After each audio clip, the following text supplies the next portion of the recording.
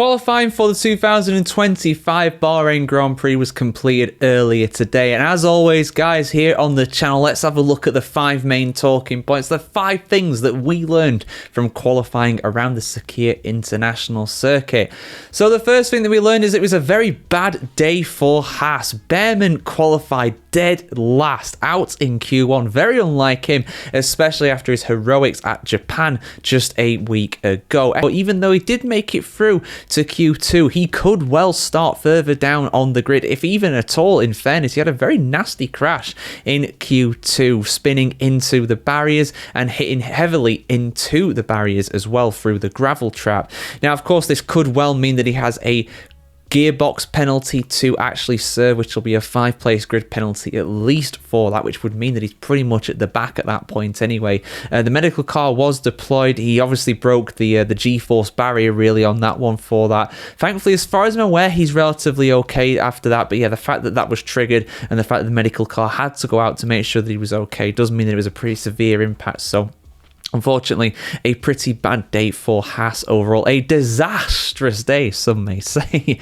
But was absolutely not a disastrous day was that of Alpine. Alpine, of course, the only team not to score so far in 2025. But they look good for strong points. Not just points, but strong points tomorrow in the Grand Prix itself. Jack Doohan qualified an impressive P11, just missing out on the top 10. But way ahead of him was Pierre Gasly, an incredible effort from Gasly. Now, Gasly, of course, towards the end of last season, did a fantastic job in qualifying, regularly getting into the top 10, every now and again to get into the top 5, and he's managed it here as well. P5 for him, ahead, believe it or not, of a McLaren. Lando Norris absolutely bottled it today. There, I said it. He could easily recover it tomorrow. Don't get me wrong. He could have a great day, get a podium for sure. But the fact that his team, this is the third thing we learned, by the way, the fact that his teammate Oscar Piastri was relatively comfortable. I mean, it wasn't like miles clear by any means, but relatively comfortable in P1. Did a fantastic job in qualifying today, really showing that he has a very mature head on those young shoulders. Lest we forget, this guy's only in his 3rd season of Formula 1 racing. He's only had 2 full seasons under his belt, and he is looking like much more of a seasoned pro, much more of a competitor who is consistent and not got these clangers in them really so far this season, with the exception, of course, of Australia. He's done really, really good, and he got pole position here relatively comfortably. But yeah, Lando Norris down in P6, and who is behind him as well? Max Verstappen, P7. Let's talk about Red Bull very briefly as well here. The fourth thing that we learned, not a good day for Red Bull at all.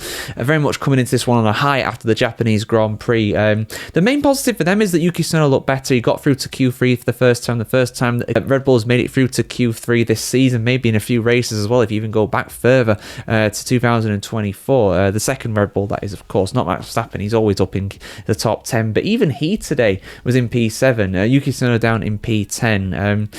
That's just kind of where Red Bull are. They really, really are struggling around this track. They can, of course, improve tomorrow. Max Verstappen can work miracles in that car. But, even though Tsunoda should probably get points tomorrow, it's not a certainty. And, of course, Max Verstappen, he may well drop back. Who knows what the pace of that car is like, because even the Racing Bulls didn't look particularly great today, neither making it through to Q3. Hadjar, the highest of the two, in P12. And just a quick mention for Lawson as well, P17. But he had a DRS issue in Q1, so he didn't actually get through because of that. He would have done if had it not been for that.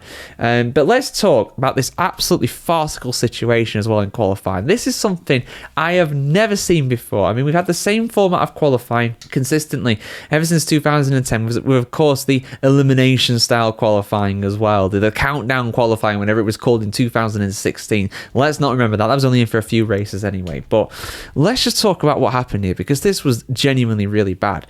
So basically, Alex Albon was in P16. He just missed out on getting through to Q2. Nico Hülkenberg for Sauber, he just scraped in. However, partway through, and I think this was partway through Q3, this was revealed. It definitely wasn't revealed in Q1, because the consequences of this are pretty severe, actually, in my opinion. You have got Albon, who should have made it through to Q2, but he didn't, because the stewards were too late in actually deleting a lap time from Nico Hülkenberg. So basically, Hülkenberg has been demoted down to P16 as a result of that. Albon technically made it through to Q2, but he didn't compete in Q2 because he was initially told that he was eliminated. So Hülkenberg's time being disallowed so late meant that Albon should have been in the top 15. And he would have had a chance, therefore, to get through to Q3. Maybe, man, he might have done it as well. You never know, he might have done it because Carlos Sainz, he ended up in Q3. Great performance today from the Spaniard as well. But yeah, really, really interesting qualifying session for sure. Like I said, Gasly up in P5, Piastri with the pole position. The Mercedes cars, I said in my practice review yesterday, Mercedes were looking like dark horses. They were looking like the second strongest team around Bahrain. And so it proved today. George Russell, P2. Kimi Antonelli in P4. Fantastic job from the young Italian. And of course, Mr. Saturday himself, George Russell, he's back. His consistency is back from his early Mercedes days. Fantastic for him. But yeah, we've got a really great race on our hands. Charles Leclerc as well. Shout out to that guy. Always does well around Bahrain. P3 tomorrow. He's going to be a danger for sure. But yeah, what were your thoughts from the qualifying session today, guys? What were the main things that you learned? I mean, the stewards, just not good enough.